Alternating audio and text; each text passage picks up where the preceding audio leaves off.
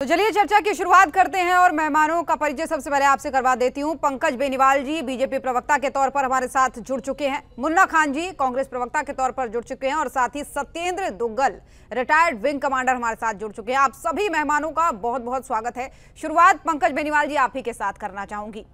आज का वो दिन था जिसका इंतजार पिछले 10 से 15 दिनों के बीच से किया जा रहा था, जो प्रधानमंत्री मोदी ने कहा कि ऐसी सजा दी जाएगी जो कल्पना से भी परे होगी। और वाकई पाकिस्तान ने यह कल्पना भी नहीं की होगी कि जहां वो सोच रहा है कि अभी तो यहां मॉक ड्रिल की तैयारी हो रही है, उसी बीच उनके आतंकी ठिकानों को निशाना बनाया जाएगा। नमस्कार ज्योति, सभी साथियों नमस्कार और सूर्य समाचार के सभी दर्शकों को। मंगलवार की रात थी और जो बजरंगबली जी की चौपाई है उससे हम शुरुआत करते हैं, क्योंकि लाल देह लाली लसे अरुधरी लाल लंगू ब्रज देह दानव दलन जय जय जय कपिसू। तो इसको बिल्कुल चरित्रार्थ किया है भारतीय सेना ने। पाकिस्तान को लहूलुहान कर दिया, उन दानवों का अंत कर दिया। कल रात को हमारी सेना ने, जितनी भी तारीफ हमारी सेना की जाए वो सब बधाई के पात्र हैं। तीनों ही सेनाएं और भारत के यशस्वी प्रधानमंत्री नरेंद्र मोदी जी, रक्षा मंत्री राजनाथ सिंह जी, गृह मंत्री अमित शाह जी, सभी के सभी बधाई के पात्र हैं, जिन्होंने भी स्ट्रेटेजी बनाई। जो इस सारे इस स्ट्रेटेजी के अंदर मौजूद थे, जितने भी साथी थे, हमारे देश के नागरिक थे, जिन्होंने जो सिंदूर उजाड़ा था जिन आतंकवादियों ने, उसी का ऑपरेशन सिंदूर नाम रखा और उनको नस्ते नाबूद कर दिया। उनके 9 ठिकानों को, चाहे वो बहावलपुर हो जो उसकी 100 किलोमीटर दूर है एलओसी से, वहां पर जैसे मोहम्मद के जो ठिकाने थे उनको नस्ते नाबूद कर दिया। मुरीद के जो 30 किलोमीटर दूर है उसमें मुंबई हमले की साजिश रची गई थी, जहां पर उसको लश्कर तोयबा के उसको भी नस्ते नाबूद कर दिया। सवाई गुलपुर, बिलाल, कोटली, बरनाला, सज्जाल, महमूना, ये सारे वो जितने भी अड्डे थे इनके, जहां पर ये पोषण लेते थे, जहां पर ये ट्रेनिंग लेते थे, जहां से पलते थे, फूलते थे। और भारत जैसे देश में जहां पर अमन कायम रहता है, जो हमेशा खुश रहना चाहता है, वहां के नागरिकों को हमेशा ही यहाँ से कुछ ना कुछ ऐसी घटनाएं होती थी जो हमारे देश में, भारत देश पर आघात करती थी।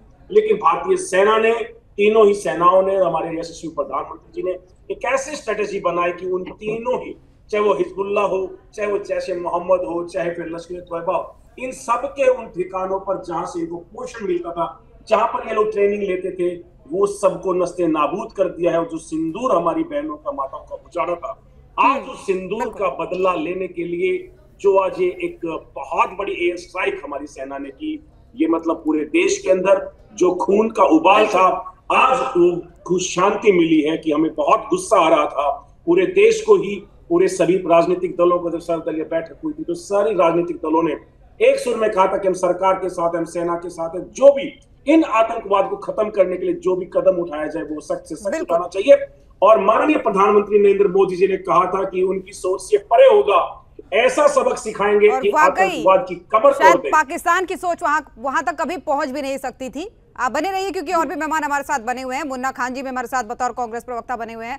मुन्ना खान जी, ओपनिंग रिमार्क आपका लेना चाहूंगी। आज जो कुछ भी हुआ, या यूं कहें कि कल रात जो कुछ भी हुआ, उसमें पॉलिटिकल विल कहें या फिर सेना का जो विल पावर कहें, इसको लेकर आपका ओपनिंग रिमार्क। सेना का ही विल पावर कह सकते हैं, क्योंकि सेना ने जो कमाल दिखाया है, चाहे 62, 65 या 71 का युद्ध हो, हमारी सेना बहुत ही शक्तिशाली है।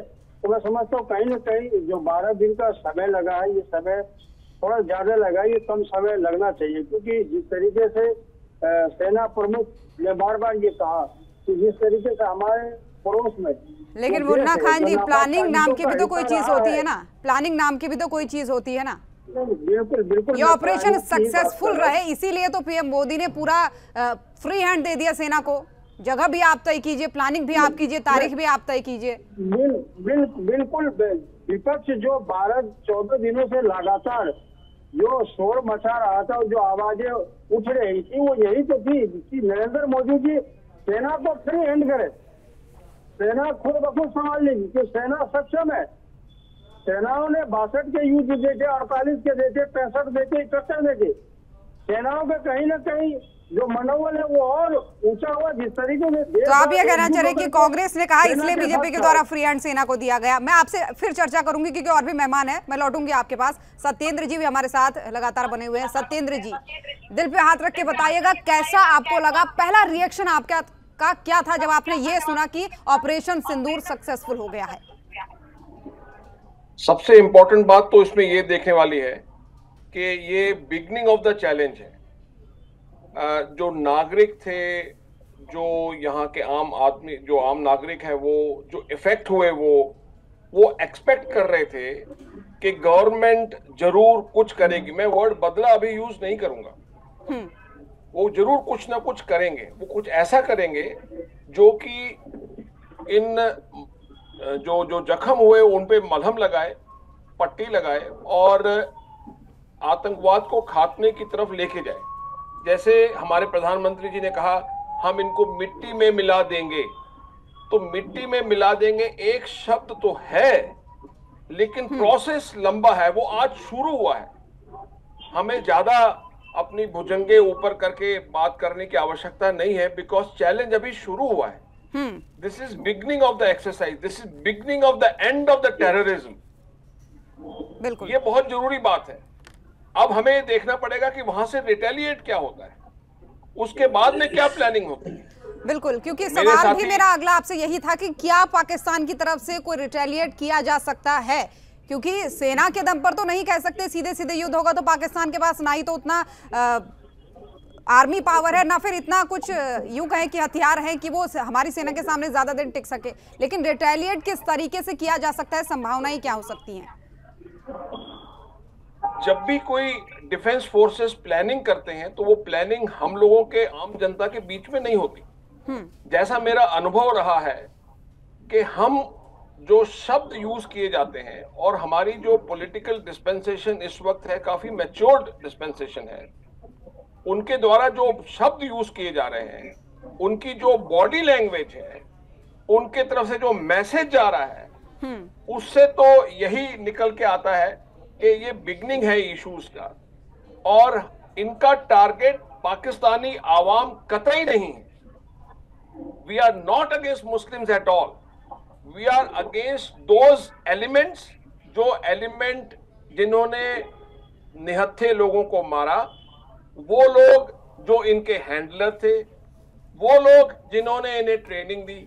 इन शॉर्ट, आईएसआई, पाकिस्तान आर्मी के कुछ चुनिंदा लोग, मुल्ला और may be some part of the civilian population हो। तो हमारा पॉलिटिकल विल ये कह रहा है कि हम इन टेररिस्ट को मारेंगे। आप देखिए, बार बार ये बयान डिफरेंट लोगों से आ रहे हैं, टॉप लीडर से, कि हम इन टेररिस्ट को मिट्टी में मिला देंगे। तो वही आप जो है वो ट्रांसलेट होते देख रहे हैं। अब आप आ जाइए रिटेलिएशन। एब्सोल्युटली बिल्कुल सही कहा आपने, बिल्कुल सही कहा, क्योंकि राजनाथ सिंह ने भी आज यही कहा कि हम लोगों ने उन्हीं को मारा है जिन्होंने मासूमों पर हमला किया था। मैं लौटूंगी आपके पास क्योंकि पंकज जी भी बने हुए हैं और भी मेहमान हैं। मैं लौटूंगी फिर आपके पास। पंकज जी, जाहिर सी बात है, प्रधानमंत्री ने भी वही कहा और रक्षा मंत्री ने भी आज वही कहा कि हम लोगों ने उन्हीं लोगों को मारा है जिन लोगों ने उन मासूमों पर हमला किया। अभी भी भारत न्याय संगत है। देखिए, निश्चित तौर पर हमें ऐसे आम नागरिक से कोई द्वेष नहीं है।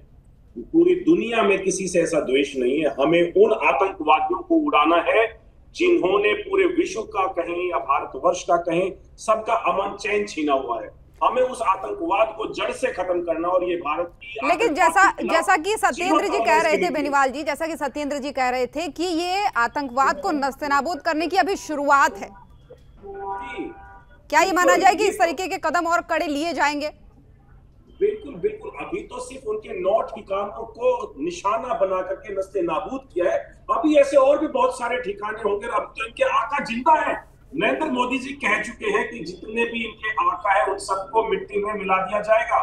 तो अभी तो ये शुरुआत है कि हम लोग, पूरा देश मॉक ड्रिल की इंतजार कर रहा था कि हम 7 तारीख को हम मॉक ड्रिल करेंगे, लेकिन भारत की सेना ने अपना शौर्य दिखाते हुए पाकिस्तान के या कहें आतंकवाद के जो पाकिस्तान ने आतंकवाद को पनाह दे रखी थी, ऐसे बड़े 9 ठिकानों को जिसमें लश्कर तोयबा या फिर हिजबुल निजामुद्दीन और जो है जैश मोहम्मद, इन तीनों के आतंकवादी ठिकानों को खत्म किया, जहां से इनको पोषण मिलता था, जहां से ये लोग पनपते थे।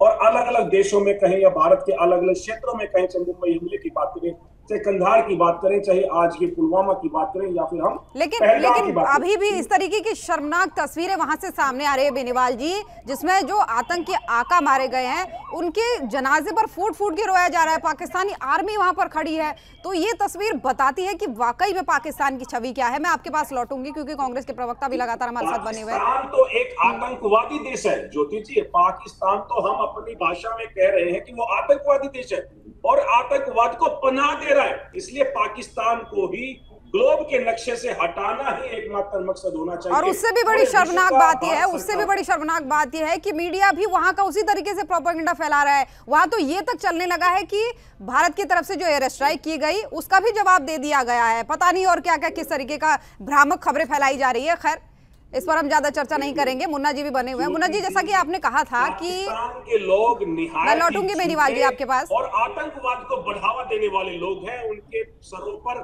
पैर रखकर कुचल दिया जाएगा। अब की बार उनको छोड़ा नहीं जाएगा, चाहे वो मीडिया के माध्यम से कुछ भी भ्रम फैला ले, चाहे वो किसी, यानी ये कहा जा सकता है कि अभी जो देखा है वो सिर्फ ट्रेलर है, अभी पूरी पिक्चर बाकी है, इंतजार कीजिए। बाकी है। ठीक है मुन्ना जी, आपके पास आते हुए देखिए, आपने कहा कि विपक्ष इसी बात को कह रहा था। अब तो मुझे लगता है कि जो जल्दीबाजी आप बार बार दिखा रहे थे, बार बार कह रहे थे कि भाई कब कब कब, अब तो जवाब मिल गया। अब तो विपक्ष मुझे लगता है पूरी तरीके से संतुष्ट होगा। नहीं, बिल्कुल विपक्ष संतुष्ट है। देखिए, विपक्ष भी वही आवाज उठा रहा था जो एक वाजिब सवाल था, और सवाल सिर्फ विपक्ष का नहीं, देश के 140 करोड़ जनता का था कि हम जब हर चीज से सक्षम है, जब हमारी सेनाएं सक्षम है, जब हमारे सेना अध्यक्ष बार बार कह रहे हैं कि मैं 24 घंटे एक्टिव मोड में रहता हूँ, युद्ध कभी भी हो, हम पीछे हटने वाले नहीं है, तो फिर किस बात की जरूरत थी, किस बात से 14 दिनों का विलंब किया गया। लेकिन ये आप कह सकते हैं कि ये नए दुरुस्त आए, बहुत अच्छा रहा, क्योंकि देखिए बहुत ही साफ स्थिति में जो कार्रवाई हुई है, बहुत ही अच्छी कार्रवाई हुई है। जो हमें नुकसान पहुंचाया, हमने उसको नुकसान पहुंचाया, हमने व्यक्तिगत तौर पर पाकिस्तान का कोई ऐसा नुकसान नहीं पहुंचाया जो विश्व में कोई बात जाए कि हाँ नाजायज हमला भारत के द्वारा किया गया, ऐसा कुछ नहीं है। जिन आतंकवादियों ने हमारे भाइयों पे गोलियां चलाई, जो हमारे हिंदुस्तान वासियों पे गोलियां चलाई, तो कल जो सर्वदलीय बैठक होने वाली है, इंडिया गठबंधन के सभी दलों के नेता पहुंच रहे हैं ना उसमें?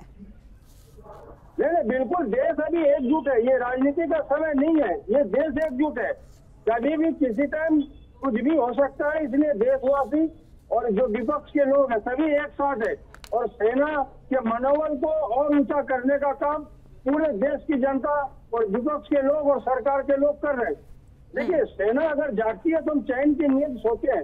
सेनाओं पर राजनीति कभी होनी नहीं चाहिए, और सेना के ऊपर कभी कोई भी टीका टिप्पणी नहीं होना चाहिए। सेना के शौर्य को हमेशा सराहना चाहिए, क्योंकि मैं आपको पहले भी कहा कि अगर वो बॉर्डर पे जागते हैं तो मैं चैन की नींद दिल्ली में सोता हूँ।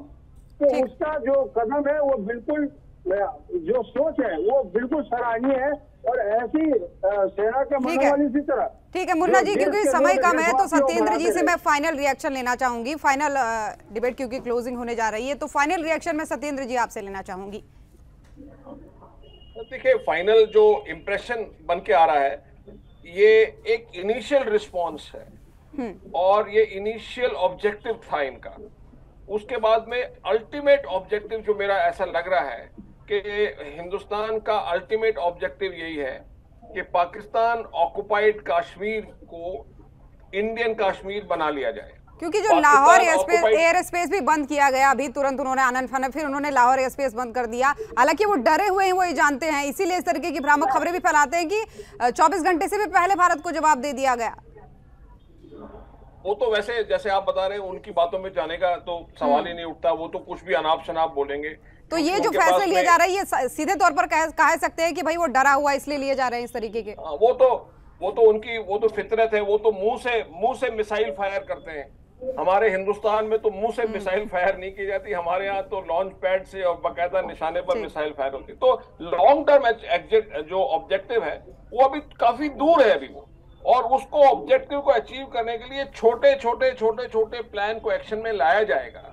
सबसे पहले जो इन्होंने आतंकवादी के जो हेडक्वार्टर्स हैं, ये तो बंकर खाली करते रहे अपने साइड से कि 40 बंकर खाली हो गए, 50 बंकर खाली हो गए।